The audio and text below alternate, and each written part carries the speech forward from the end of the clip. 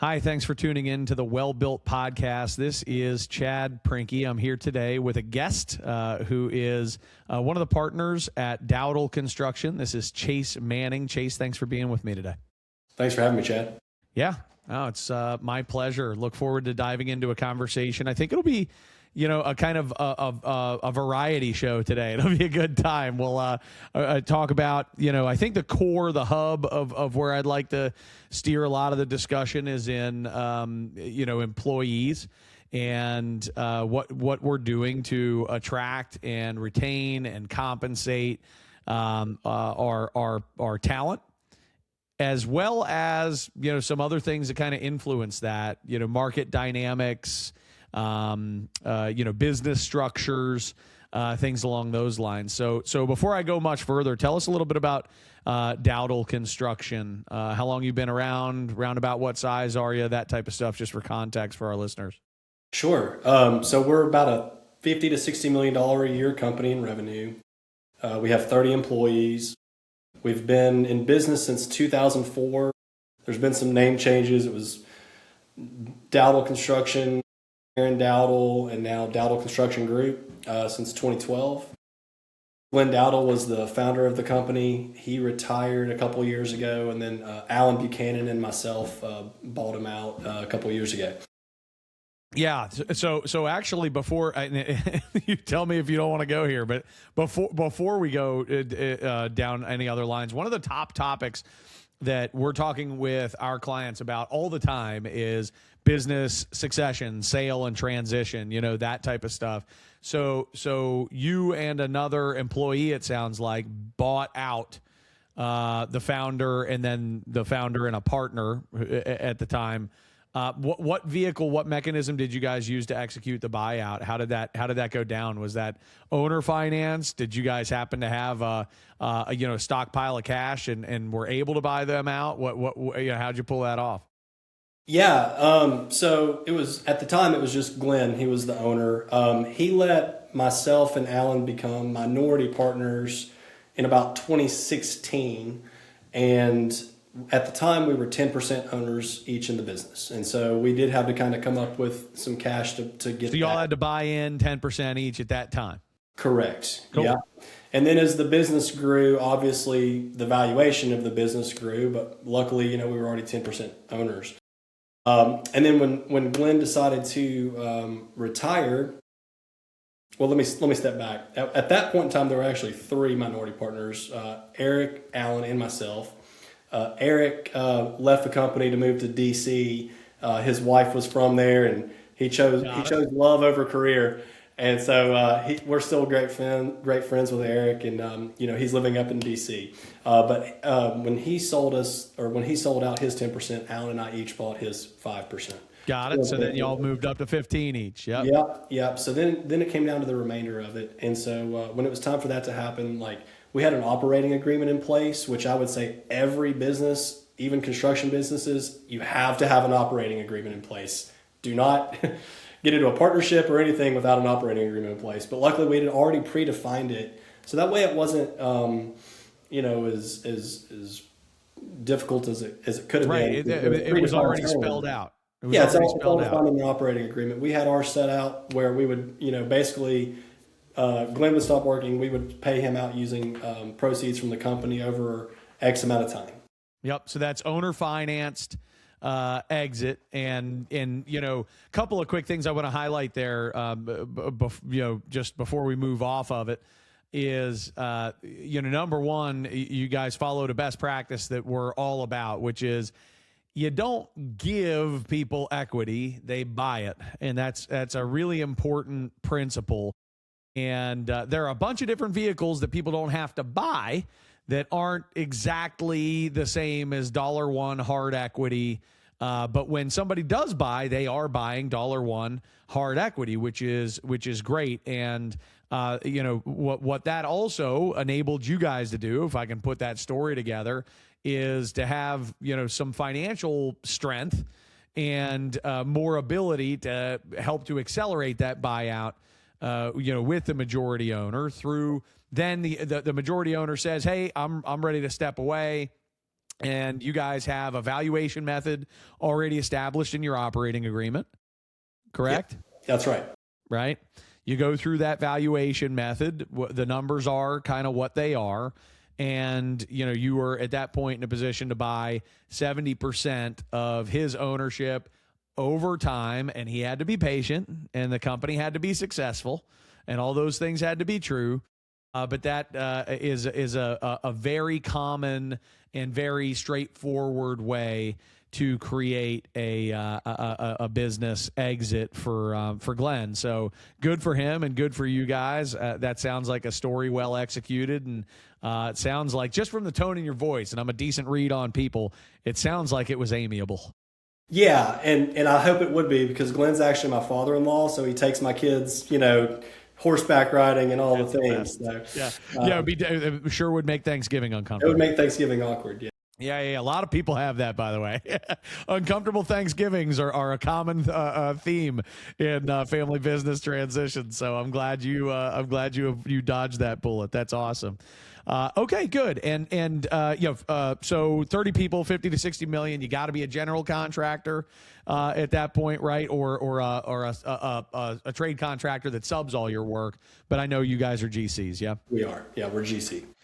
And just on the GC front for a minute, are most of your contracts lump sum, general contract, GC straight up, or are you doing general conditions and fees and kind of go an open book? How do most of your engagements work? I'm revealing some trade secrets here. So it's a bit of both. I would love to do everything on lump sum. It makes everything from an accounting standpoint so much easier when you're billing percentage of completion. But we're very big in the hospitality business. We do a ton of hospitality work. And because it's kind of a special niche for us, we really try to get in as early as we can on deals. And so that means we're involved in early process where they're still doing design development, schematic design, and then all the way up into construction drawings. And so what we try to do is make sure that we get in with architects, developers as early as possible. And then when we do that, no matter whether they choose us to do lump sum or a cost plus with a GMP, our motto has always been to just kind of go open book. If we know that we're their guy, so we'll try to sign here's what we really like to do. Sign a pre-construction agreement with us. Say it's $10,000. You're getting ready to build a $2 million restaurant. What's 10 grand? We're going to come on and help the design team. During that process, we're going to provide budget pricing during the SD, DD, and CD phase, offer any VE suggestions we see, so we're providing value. And all we're really doing is billing up to $10,000 for our hourly time. And we basically put it in those clauses on those pre-con agreements that if you hire us as your contractor, then I waive the $10,000. Basically, the only time you'd pay it is if you chose not to do the project or chose to go with somebody else. But you still got that value-added service from us during the design process. But in both those situations, if they're signing a pre-con agreement with us, we're going to go open book either way and show them, hey, here's our 3 mechanical bids we got. Here's our 3 electrical bids. Sit down at a table with them and kind of show them everything we got. Say, hey, this electrician, he may not be the lowest. He's about $10,000 high, but we've done a ton of work with him. We think that he's a really good fit for this job, and he's not covered up right now, so we know he can really man it up, and we can make sure that we can hit the schedule out of the park. And then you can also have the conversation at that point about, like, we're just agreeing to what our fee is going to be and our general conditions. And even on our general conditions, we'll show, like, hey, our superintendent makes this every week. Our project manager we're going to charge 33% of his time to the project. He's going to need this. And so we'll pretty much go open book. It's kind of like a mechanic. You don't know if you're getting a good deal on your new transmission unless you go maybe shopping around with other mechanics. Sure.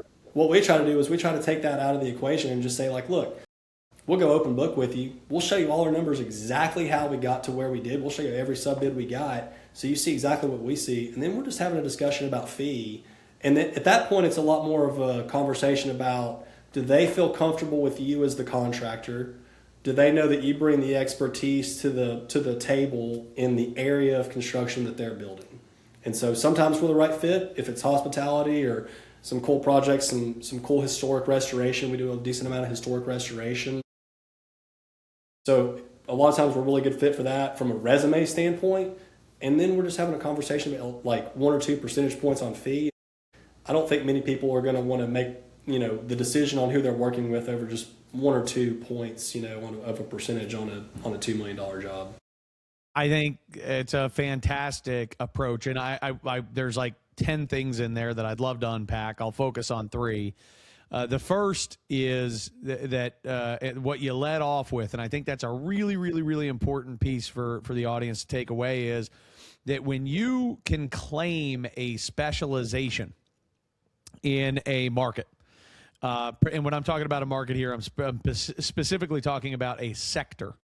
When you can claim a specialization in a sector, it enables you to go to market as a consultant, really, as an advisor, right?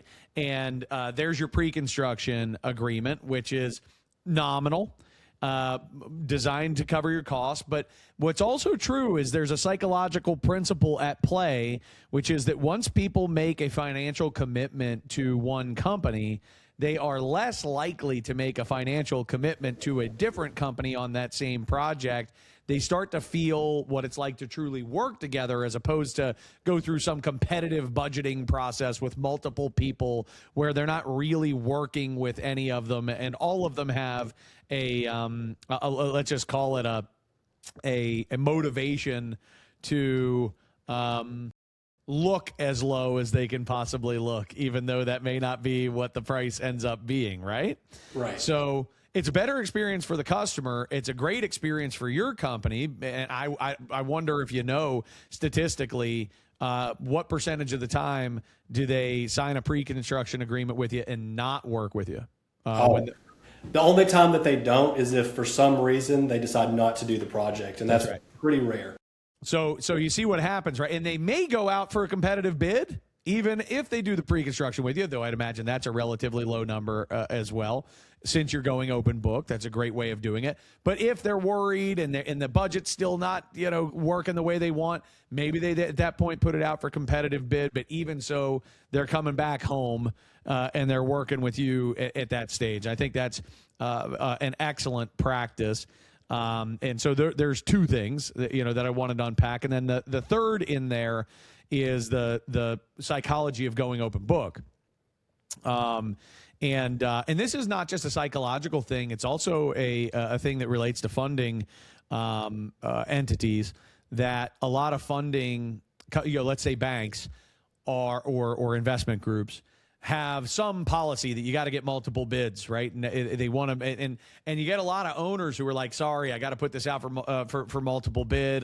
We're going to have to do it that way, right? But the truth is that as long as you conduct a multiple bid in every trade category, and all in all, your general conditions and fee are what, 10, 12, 15, I'm not going to ask you to disclose, but it's a relatively small portion of the overall cost of construction. And if you can illustrate to that funding institution, if you're able to show them that we've conducted a full-on competitive bid, you can often avoid having to compete as the general contractor at that stage. So good for you guys. I mean, those are a lot of the best practices that we'd be trying to implement inside a business, and particularly getting paid for your pre-con agreement.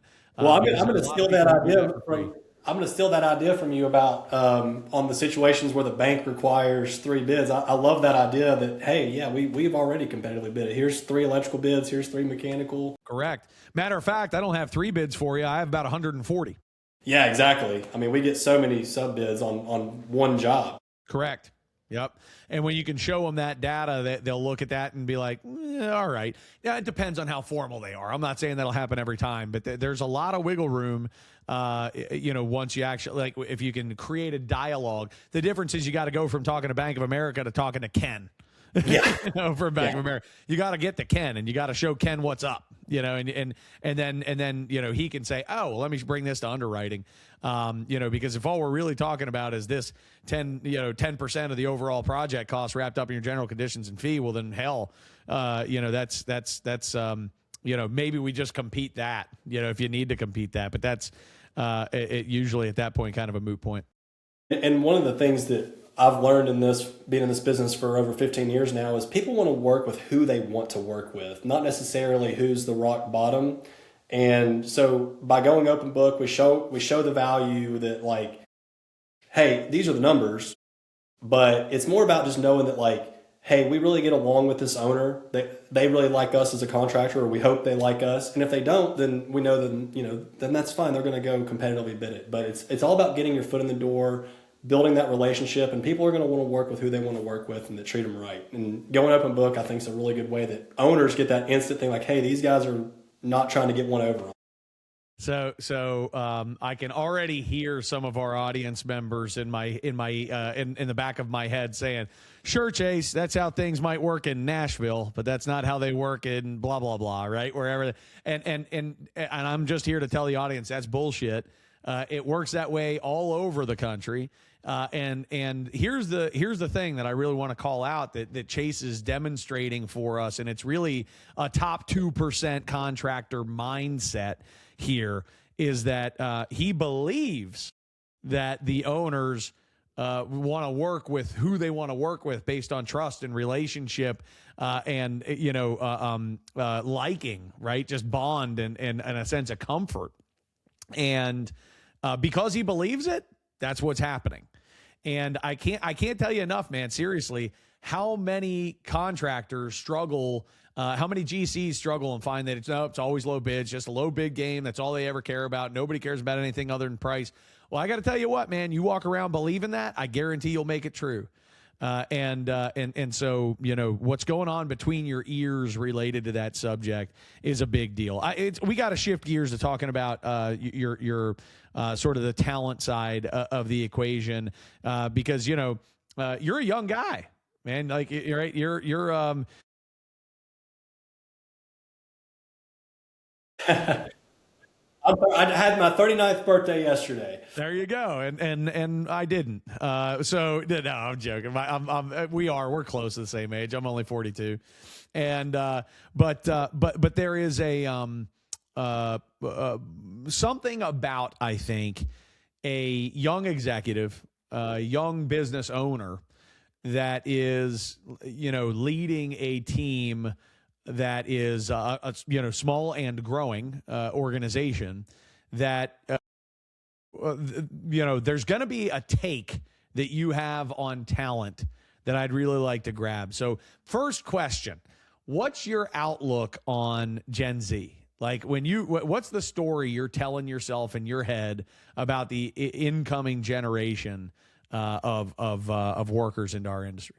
Yeah, I mean, there's definitely been a changing of the guard in construction over the last probably 5 to 10 years. It seems like there's all the guys, that have been here doing this for 30, 40 years. And there's a big changing of the guard because those guys are getting ready to get to the retirement age and what's next, right? And that's always been the big question. And now we've got AI and all the stuff that, you hear out there on the news. Well, obviously AI is going to be impacting builders. AI is not going to replace builders, but builders who use AI will replace builders who don't. But as far as what we've seen for Gen Z is that changing of the guard, we got to start training this next generation. And so as a general contractor, we're not really self-performing much. There's a ton of opportunity for kids who are, debating on whether to go to college or trade school or jump right into a career path. But what we've seen is we've hired several young kids, probably under 29. I guess that's Gen Z. What does Gen Z start now? Is it 32? Well, hell if I know. It's in that zone though. You got it. I think if you start with a 2, you're a Gen Z. If you start with a 3, you're a millennial. That's kind of how I think about it. That's okay, fair enough. So yeah, we've got a couple of Gen Z guys with us right now. With Gen Z, they're interesting because unlike our dads stayed with a company. Like they got out of school, they went to go work for like Ford Motor Company or wherever. And it was like, that was who they were with. Like that was part of their identity, was like the company that they were with. And they knew there was like that unwritten contract, like, hey, like I'm going to hire and then I'm going to retire with this company and they're going to give me a pension. And there's that two-way contract. Well, obviously times have changed. Nobody's really doing pensions anymore. That's just not in the reality. And so with Gen Z, they're a lot less about like who they go to work for, but more about like what does their individual career path look like. And are you offering an opportunity that looks fun to them? Does it look like something that they can grow and succeed in? Is it something that's going to compensate them fairly? Because Gen Z knows what the market rate is, because headhunters, love them or hate them, but they've really changed the game over probably the last 10 years. The days of putting your resume on ZipRecruiter and, putting your own resume out there, or if you're an employer like myself, like posting it on LinkedIn or, ZipRecruiter, Monster, all those days. Like if I was to post a resume on monster.com or ZipRecruiter, I will get 500 recruiter emails within 3 hours. They just scour those. So well, their robots scour them. Their robots scour it. So I mean, I'm sure if you're an employer listening to this, you get those emails. Like, here's a bunch of guys. And if you're an employee, then you're getting emails from recruiters all the time. Like, hey, what are you making now? I can get you X. And so everybody knows really what the market is paying. So as far as the compensation piece, you got to make sure you're staying competitive with the market is, making sure that you're always advancing them financially to what the market's at. You got to make it a fun place to work, some place that they enjoy coming to every day. And you've got to make it have that career trajectory where they're going to build more fun and just different things, right? Like they can't get bored. That's one thing I've noticed with Gen Z. They like variety. Love variety. Yeah, and what about work-life balance? That seems to be another theme that comes out a lot with that group. I think maybe watching their parents seem like workaholics. Yes. What's their perspective? What do you see from them on balance? Yeah, they love a balance. I'll tell you, Gen Z is one of the hardest working generations while they're here. Like when they're at work, like Gen Z will bust their ass. What they don't want to do is, depending on the person, but most of the Gen Zers that I'm seeing like in construction, like when they leave at, 3:30, 4 o'clock for the day, like they really would love to turn their mind off. So that's kind of what we see as far as that. But, work-life balance has been an interesting thing. And, it applies to Gen Z, but it also, what we're seeing now is that it also applies to some of the older folks too. And maybe they're taking notes from their kids and they're like, hey, my kid's like getting off at 4 and enjoying life a lot more than I am. So, we're seeing that as well. And even the older generations that, we've hired several, very experienced superintendents. We've been really fortunate in some of our superintendents to come from really large GCs. Turner, Skanska, all these big guys, right? Like they're great GCs, great companies to work for, great companies, have great track record. But look, like if you're a Skanska or J.E. Dunn or one of these guys and you get a job in Nashville, you're building a tower and all of a sudden like that job's over and hey, we didn't get this other tower down the road. Well, you're moving to Austin, Texas if you want to stay with J.E. Dunn or you're moving to wherever. And, these guys, if you're a Gen Z and, got hired on at 24 and you've been living in Nashville for 3 years working on this tower, now you're married and maybe you got a kid, you've started establishing roots here. And so a lot of those guys are not wanting to move. And even the older guys who've been kind of those road warrior superintendents that we all know that, have been all across the country, well, they're like, man, like my home life is really suffering because I get to see my wife and kids every other weekend when the company flies me home. So we've hired several superintendents that it's like, yeah, we may not be able to pay quite as good as like a J.E. Dunn or a Skanska, but we're going to be as competitive as we can be for a mid-market GC. We're going to pay you a market rate, and you're going to get to go home every night, every weekend. Yeah. Like we don't do jobs outside of Nashville, Middle Tennessee area. Like you're going to have that work-life balance. So we found that as a huge success and a huge motivating factor to a lot of folks. Awesome. So the notes that I took during your description there of how to get Gen Z to love their work, right? To be engaged, is you got to make it fun. You got to offer them a trajectory. There's got to be variety, and you got to handle compensation correctly. What do you do to make it fun, man? What are some of the things that you're doing to make work fun for these folks? Yeah. So, our tagline is we build places you want to go, TM. But, we build fun things. Like it's pretty cool if you're a 27-year-old guy or even a 40-year-old guy and you're like, hey, I built Federales in Nashville. Let's go shoot some tequila tonight and try to throw the shot glass at the Bell. Like I built that place. So we built some fun stuff first off. But it's also about like making sure that it's like that team environment. I know that's so cliche to say, like everybody's like, oh, we've got a collaborative team atmosphere, but it's making sure that like those guys in the field don't feel like they're on an island, because all the office guys, it's easy for us to sit in here and like, I can go over to someone at Alpha's office and go eat lunch with them or whatever. But it's like making sure that we're trying to not put them on an island when they're on their job. So whether that's making sure that your PMs are going out regularly for job site visits, making sure that the superintendents have an opportunity to come into the office to like update schedules, say hey to everybody while they're here, grab a lunch. We're getting ready to do a charity event. We love giving to charity. A lot of GCs are really generous with their money, and so like we're doing an upcoming fundraiser, like it's skeet shooting, right? We're going to go skeet shooting, and all the guys loved going on this. I think we've got 16 people signed up to go skeet shooting here in May, so that'll be a fun outing. Everybody will take the afternoon off and we'll go skeet shooting. So try to do fun things like that. We'll do like a baseball thing at a Nashville Sounds game this summer. We have really fun Christmas parties and really, really fun after parties. So, just trying to make sure that it's like, look, like what we do is important, and what we do and what we build is a lot of other people's livelihoods. But like, we're not curing cancer in kids. Like, we're not that important. So let's not take it too seriously where we can't have some. Yeah. Yeah. I like it. I think a lot of it is just posture too. And it's set like vibe, that's set by leadership. And again, this goes to, there's a lot of things here that, I've always been torn, and I think most of us are, between what are those things that we really need to turn into like a process. Well, we hold, 6 team building events per year across this variety of things, and then we give every employee a handshake every third day, and we keep a thank you note card process, and you got to submit 15 thank yous and shit. Like there are some things that just don't need to be a process.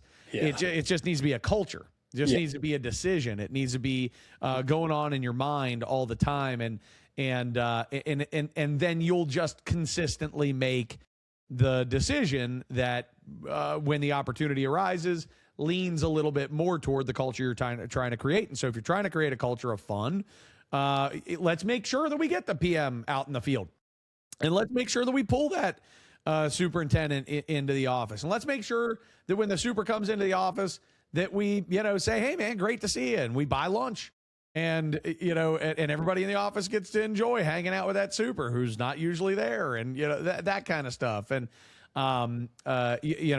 a good opportunity arises to put together a team building event. You do that, that different type of stuff. But I can tell there's not a lot that's formulaic in what you're describing, and more just kind of instinctual. Yeah. Yeah. I mean, just treat people like they want to be treated and have fun. Like, I mean, it's all culture, and it's just, having the right attitude and hiring the people that want to have the same kind of attitude. Well, and that's a big piece of it, right? Because I've so many companies that, I've worked with are like, we do these team building events, nobody shows up, that kind of stuff. And I'm like, well, you're not hiring people who want to do team building events. And I think that's okay. You don't have to be the company that does team building events, but how are you going to engage your staff where they want to be engaged? Right. And I'm sorry, I didn't mean to cut you off. When I'm interviewing someone, I can usually tell, like, if I'm going to hire them or not. Well, let me put it this way. I can already tell you if I'm not going to hire them in about 10 minutes or less of the interview. And then you kind of tell them and save the time, because that would be great. Yeah, exactly. It's like, can I cut this hour-long interview down to 10 minutes, because we're just not really vibing. Like, that's kind of like that first checkbox in my mind is like, will I enjoy working with this person every day? Not just do they check all the boxes like, oh yeah, there'll be a great super or there'll be a great PM, but like, am I going to enjoy working with this person? Yeah, that's cool. Well, it's a good way to protect your vibe. It's a good way to protect your existing culture. There are some dangers associated with it that I could get into on a separate conversation where I'm actually advising you instead of you advising our audience. But I could, there are some risks associated with it. But like, by and large, I hear you. You want to, the most important thing, and you can't really go wrong with this, is that you're able to spot where somebody's going to be a good fit for your culture, where they're going to be happy within it, where they are going to perpetuate it. And, we're going to keep our good thing going. And so that's great. So I've talked about fun. Talk to me about career trajectory. What are the strategies that you have to hit that need for the incoming workforce that needs to be able to see themselves on a career trajectory? Yeah, absolutely. Every 22-year-old when they graduate college is like, well, what's the 401k plan look like? No, I'm just kidding. No, it's, making sure that whenever they go, so we have a guy who started with us probably about 6 months ago. He just graduated from college and, knew he didn't want to be stuck behind a desk doing what a lot of college kids do. So he knew pretty quickly that he wanted to go in the field path. And so we put him out in the field as an assistant superintendent. Obviously, he's very green, been here about 6 months or so. And, we don't have like this, scan skill, like, okay, you're field engineer level 1 for 2 years. And then you don't have all these different roles and designations. You don't have enough people to justify. No, I don't have enough people to do that. It's like, look, we're going to put you in, like, we'll call it like, we basically have two types of supers. Well, really 3 if you count our general superintendent. But we got assistant superintendent and then superintendent, right? And so assistant superintendent are the greener guys. And you're gonna be an assistant superintendent for however long it takes, right? Like generally, I would like to say that's probably within 3 to 5 years, right? That we would feel comfortable with you running, a $3 to $4 million project. Some guys might be less if they're really good. Some guys might be more. That's all kind of individualized. It's not like it's set in stone for us, but making sure that there's at least that path there. Like, okay, look, I'm going to graduate college. I'm going to start off as an assistant super. I'm going to learn everything I can, and for me, that's probably going to be a lot of grunt work for a little while. I get that. Everybody's going to have to, pay a little bit of their dues. But I'm also going to get the opportunity, like, hey, while this superintendent's maybe on vacation here in 4 weeks from now, like, yeah, I know I can just always call the PM or even call that super while he's on vacation. But I'm going to be the man for about a week, and I'm going to be making sure that we got everything. Now, my general superintendent may be checking in on you a little bit more, but you're running the show, and that's pretty cool if you're, 22, 23 years old, fresh out of school. So there's that path of like, okay, I know that at least I'm going to work my way up to superintendent, and from there, I'm going to work my way up into more fun, complex jobs. Like, my first job as a super might be a, $500,000 little office build out, and then, maybe after a couple of years, and then I start getting into like some really high end like restaurants, right? Like $5-6 million plus, restaurants. Maybe even ground up restaurants. And so there's always like that next step. So, always just making it fun and something for them to do. Yeah. Understood. So that kind of, I think, double dips into the variety topic, right? Is that if you're going to be, that trajectory is feeding the variety need. That you're gonna make sure that you mix things up. And I think one of the benefits you also have is that your probably your average project duration is relatively quick. I would imagine, I don't know, you tell me, 9 months, 12 months. Yeah, anywhere between 6 to 12 months. Right. Based on that description. And so you're not going to be on these long haul jobs, so you're gonna move to the next one. And then also, for the PM side, at least, if I heard you right, you're billing like a third of their time to per job. So that means they're going to have a mix of jobs going at any point in time. So they've got that variety going on too.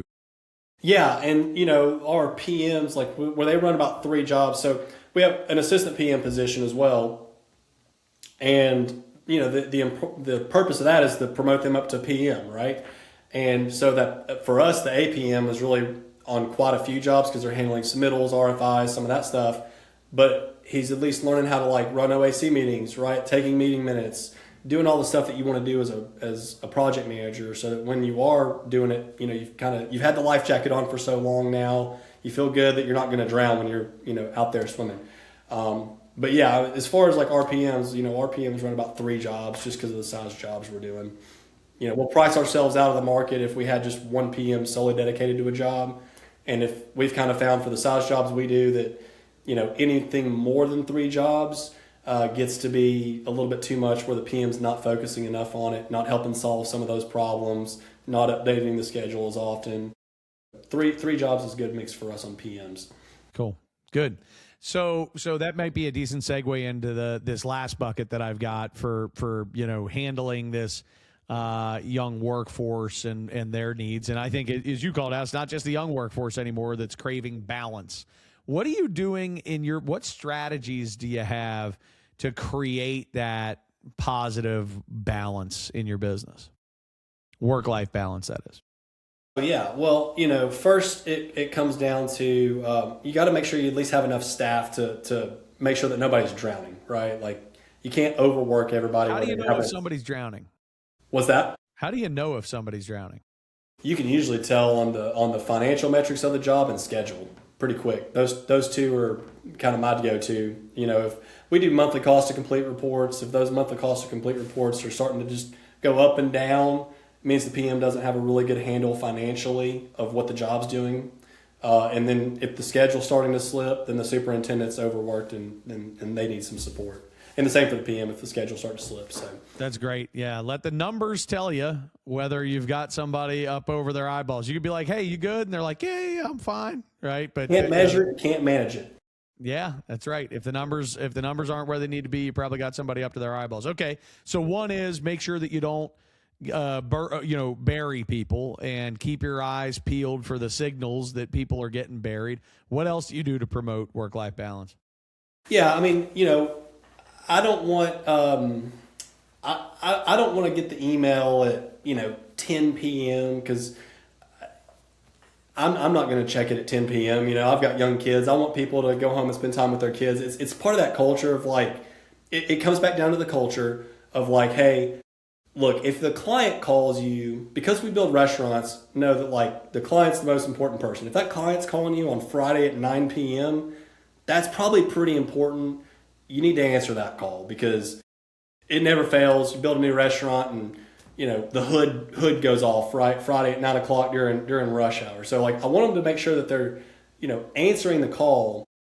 But other than something directly from the client, like, look, we're not curing cancer in kids. Like, most of the stuff can wait till 7 a.m. the next morning, except for a direct call from the client to your cell phone. Like those are important. We got to make time for that.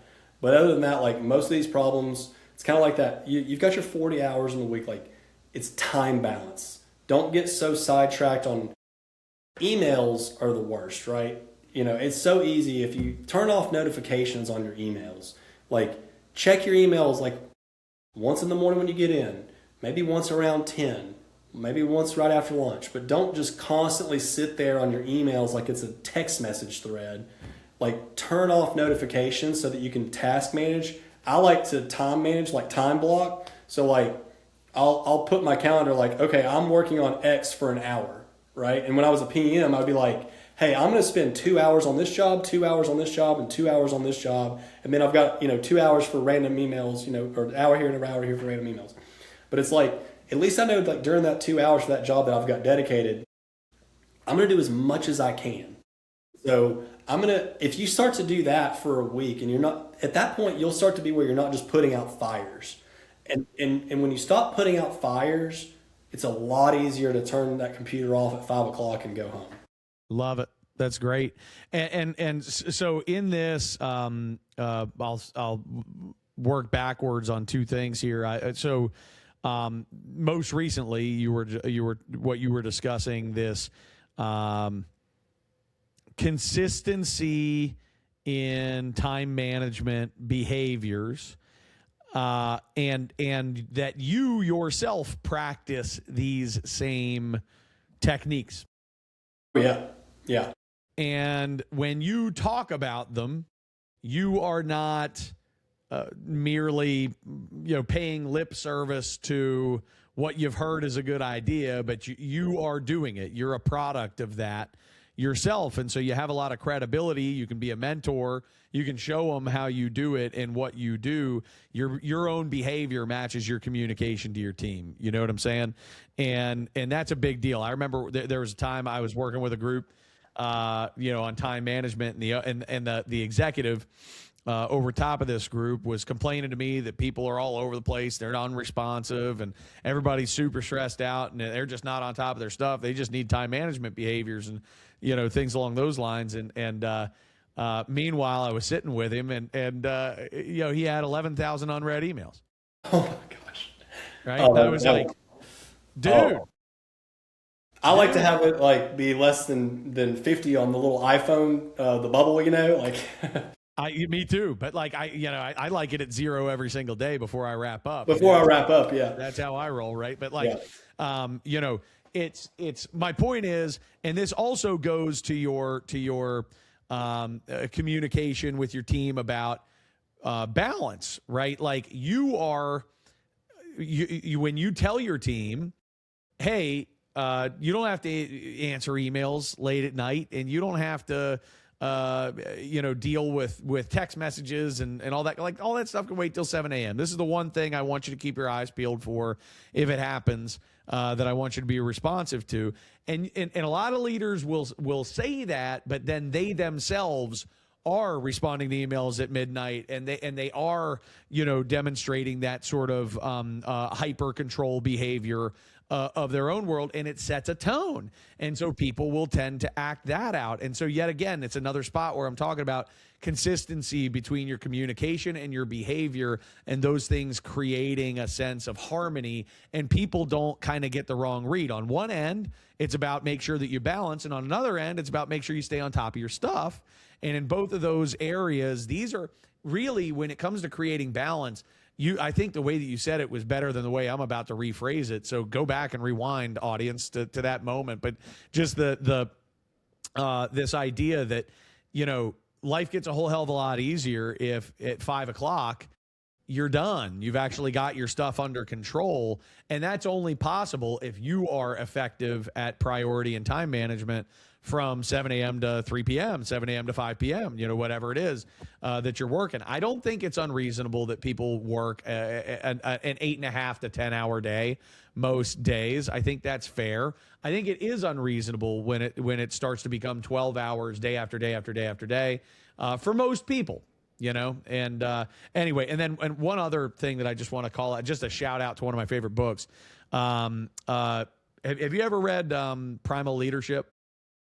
No, I haven't. I should. That's a great book. It would connect with you, I think. But on this one topic that we're on right now, there is a leadership style. They basically, in the book, they talk about 6 different leadership styles, and 4 of them are dissonant leadership styles, and 2 of them are resonant leadership styles.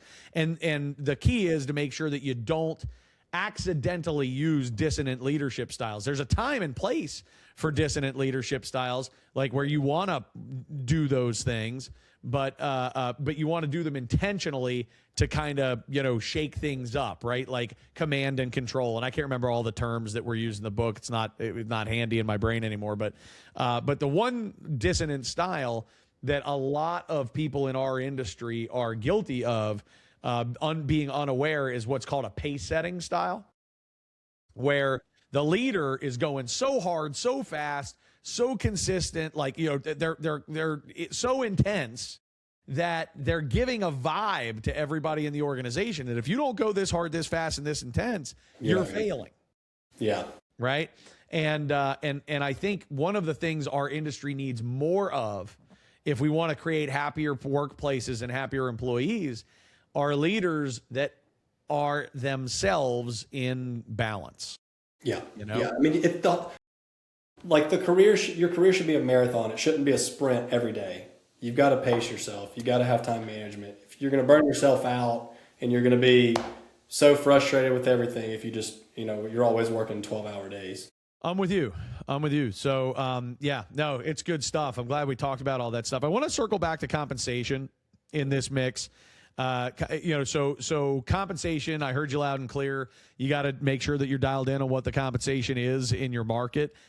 Any recommendations or tools for what you'd use to get dialed into what the going rates are?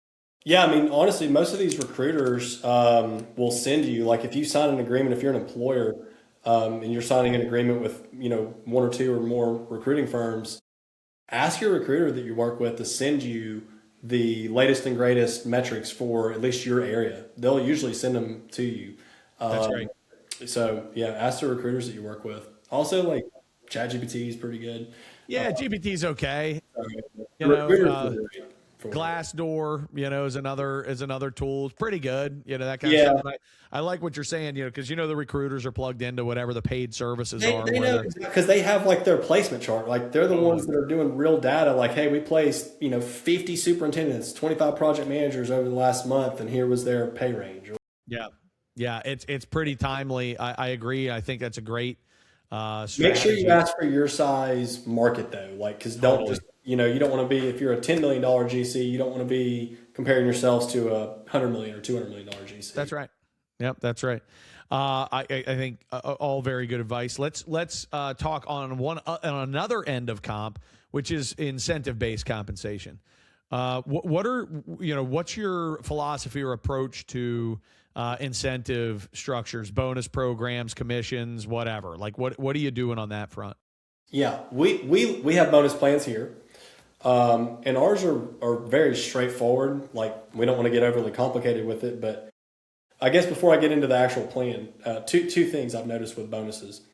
Some people are heavily motivated by bonuses, and some people could not care less. Yeah. They're all the base salary. And I'm not saying they're like a worse employee. Like it's just a different mindset, right? Like some people are just not motivated by the bonus structure. It's more about like, what can I count on every 2 weeks that I know I'm going to get? And then the bonus is a nice little just to have. And some people look at that bonus as like, oh, I'm going to get that bonus and I'm going to make sure that I can get it as high as possible. We have a very simple bonus plan here. I mean, for our PMs and supers, it's very, very simple. The way that ours works is we take the gross profit of the job. PM gets 2.5%. Superintendent gets 2.5% of the gross profit of each job. Nice. If once I say it gets a little bit more complicated, we have KPIs now. We've over the last year or two, we started doing KPIs. We think that's important. So we have metrics that we have to hit. If you get below a certain score on your KPI, then it can get dinged down to 50%. And if it goes really low on your KPI, it's probably not a good job anyways because you're not really doing your job because your KPIs are so low. But, if you get down below a certain score on your KPIs, then it would be 0. But we also, as the carrot end of the bonus, if let's say a job, simple math sake, let's say it's got $100,000 worth of gross profit in it. If the job ends up making $150,000, whether that be by change orders, buyout, however you got there, right? As long as anything over the original base bid profit gets bonused at 5% instead of 2.5%. So, if it was going to make 100, PM was going to make $2,500 in bonus. But if they made 150, now they're making a $5,000 bonus on that job. Right on. Yeah, I two best practices in there to emphasize. Your bonus program should be easy to understand. People need to know exactly how you're exactly right. There will always be people who care very little about the bonus program, but the only thing worse than a bonus program that doesn't incentivize people is one that frustrates people. And one of the things that make them frustrating is when people don't know how they are going to make their bonus. So when you make it simple, that's key. And then the other piece is that it shouldn't be just about profitability, that there's some other considerations that come into the picture, like client satisfaction, like safety, right? I'm sure it is, right? Client satisfaction, safety, subcontractor satisfaction, things along those lines that we don't just want to make money on a job. We want to have a happy customer. We want to have a subcontracting community that wants to work with us on the next one. And we want to send everybody home safe at night, right? And if we can do those things as an example, and we're profitable, well, then you're winning, right? Like that's a fantastic job, and I think that's great, man. Really good stuff. Before we wrap up here, I just want to get a little insight on what's going on in Nashville, man. Like, how would you describe the market dynamics in Nashville today? I know we have audience all over the country, thousands of people. They're always wondering what's going on in somebody else's backyard. What's it like in Nashville, at this point in early 2026? Yeah, Nashville is, I think, still a pretty big city. It's not as big as it was. I mean, we're definitely still growing. I think at one point the joke here in Nashville a couple years ago was like the city bird was the tower crane. Because I think at one time we had like, I'm wanting to say about 30 tower cranes up. It was unreal. It was just like, it was on fire. I know. Every one of our subcontractor clients that could go to Nashville went to Nashville. Yeah, it was insane. We were seeing just jobs go for, anything. Like, it didn't matter what it cost. They just wanted to get it built. Like, and we were like, okay. But, we've definitely seen it plateau. And then Q4 of last year and a little bit of Q1 this year, it just kind of slowed down a little bit. A lot of that has been with just, I think, the uncertainty of the market. I'm sure y'all have probably done quite a bit of discussions about the uncertainty of the market right now. And if I'm an owner and I've got a pro forma, and I'm a restaurateur because we deal in hospitality a lot, but if I'm a restaurateur and I'm running the pro forma numbers and I don't know what interest rates are going to be, or there's this potential material escalation or whatever, it's like, hey, let's just wait for a couple months, and see what happens. And then time kills deals, and then, they lose that spot, that spot gets leased to another person, and now they're looking for another venue. So yeah, we've seen a lot of, pricing, and then, the numbers didn't work. Deals that looked like they were going to go, that got put on hold, that maybe died a slow, weird death. That's happening everywhere, man. I mean, anything that's interest rate sensitive has done that, and construction cost input sensitive to a certain extent, has also influenced that. Though those haven't been up across the board. Construction input costs everywhere, but that sounds about right. Any markets really rolling, and any markets really struggling? Well, I would say, like with hospitality, the thing about that market right now is that it's still rolling. Like, it's kind of interesting. I've been here doing this for about 15 years, and I'm now renovating restaurant spaces that we built out 5 to 10 years ago. One of the things that we kind of see in hospitality is like, you got to keep up with the Joneses, right? It's kind of like an Airbnb or something. You make sure that you're either going to become like that established kind of staple, like a Nashville staple. And in that case, you're usually fine. Or you got to make sure that you're kind of keeping up with the Joneses. Like what we see in hospitality is, you sign a 5 to 10 year lease and you do pretty well as a restaurant. But then let's say that it's time to renew that lease. It's been 5, 6, 7 years, whatever your lease term is.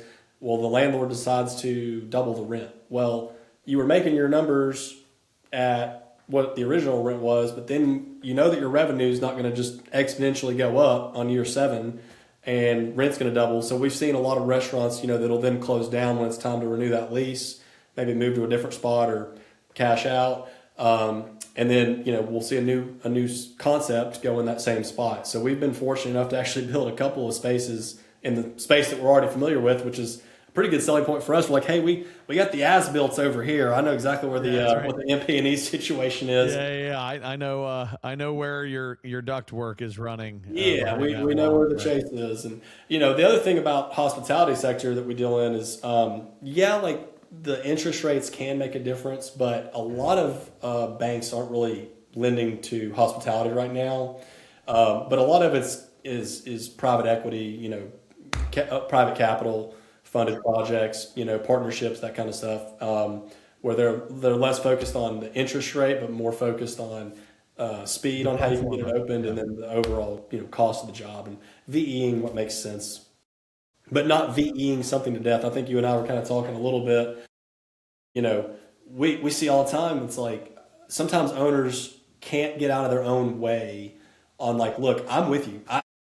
Hey, let's save $100,000 on tile. Let's go for it. But let's not wait until the 11th hour where we're missing the deadline to order the tile, and now the restaurant's opening a month later. It's like, how much did that $100,000 save you if you lost a month's worth of rent?